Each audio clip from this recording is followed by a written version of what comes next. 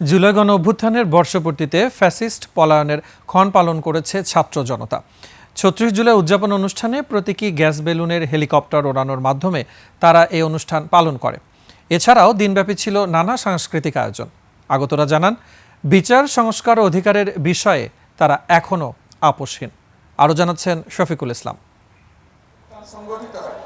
জুলাইয়ের চেতনায় এখনো জাতি ঐক্যবদ্ধ, তারই বহিঃপ্রকাশ এই জনস্রোত। সবার গন্তব্য মানিক মিয়া এভিনিউ।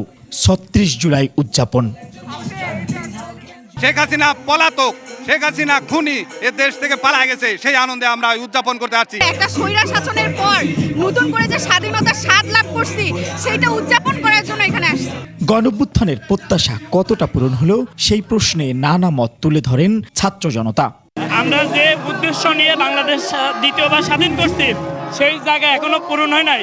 আমরা দেখছি এখনো কোনো খুনির বিচার এখনো বাংলাদেশে হয় নাই, এমনকি কাউরে বিচারের আওতায় আনতে পারে না এই সরকার। হয়তো সাধারণ জনগণ সবগুলো উন্নয়ন দেখতে পারতেছে না, আসলে কিন্তু আন্তর্জাতিক লেভেলে অনেকটাই দেশ এগিয়ে গিয়েছে। এখন আমাদের সামনে নির্বাচন, আমরা ওই দিকেই ফোকাস রাখছি এবং যতটুকু সময় আছে আমরা সাধারণ জনগণ এই সরকারকে সাপোর্ট করে যাব।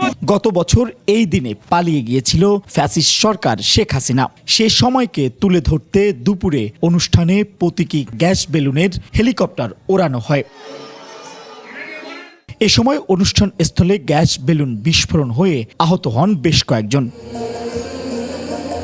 সারাদিন থেমে থেমে ছিল বৃষ্টি, তবে তা উপেক্ষা করেই চলেছে দিনব্যাপী নানা আয়োজন। গণঅভ্যুত্থানের বর্ষপূর্তিতে আবারও রাজপথে নেমে এসেছে ছাত্র জনতা।